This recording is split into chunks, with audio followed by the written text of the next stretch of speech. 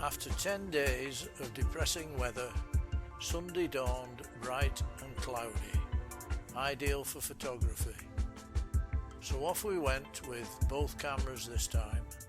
Turning right at the end of our road, I inspected the newly applied road lining.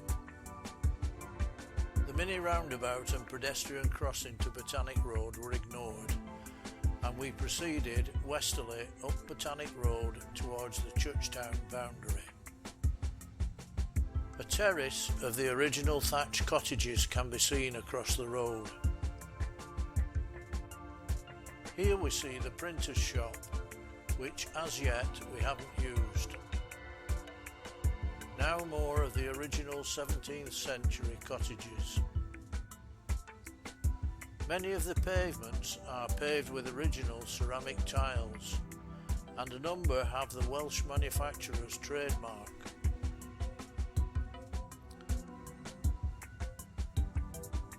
This place used to be the glass shop. Last year he made me a mirror for a pseudo twin lens reflex camera I was refurbishing.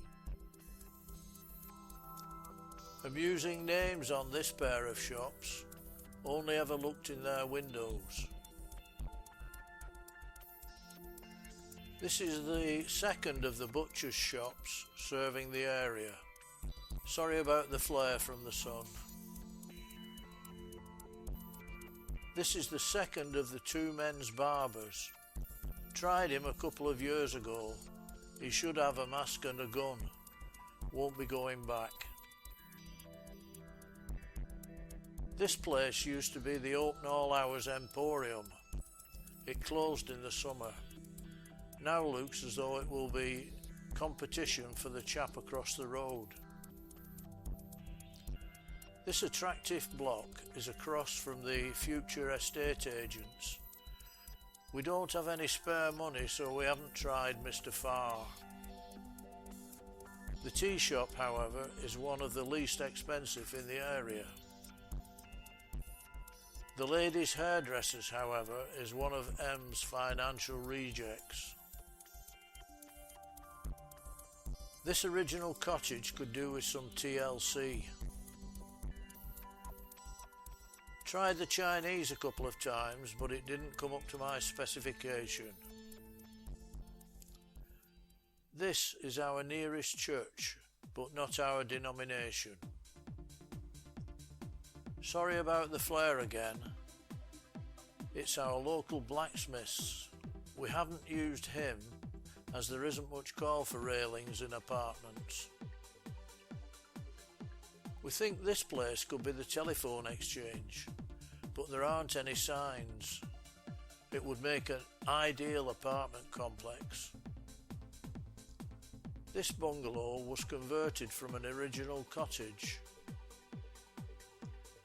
Here we have more original cottages. In the distance is the Churchtown boundary. The right hand side of the road is lined with Victorian/Edwardian villas. Mill Lane leads to a 60s built estate. More original cottages. This site is where our late lamented branch library used to stand. It was demolished in a series of cost-cutting measures, despite local opposition and attempts to save it. We volunteered to join a team of locals who wanted to run it independently. Rest in peace, Churchtown Library. This imposing block houses a number of establishments, including this lady's hairdresser. No, Em hasn't tried this one. It includes the second chemist shop, the second undertaker, the first being the one from part 1 that we didn't know what it was, a bakery, a tanning salon, and down the alley at the rear, a garage. Across the roundabout, but strictly outside the Churchtown boundary, is the Food and Go mini market. This cottage is on the road down to the golf club.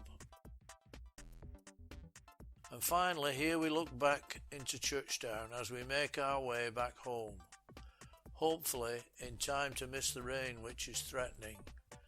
Back at the crossing and into the warm communal lounge with the sun still streaming through the windows.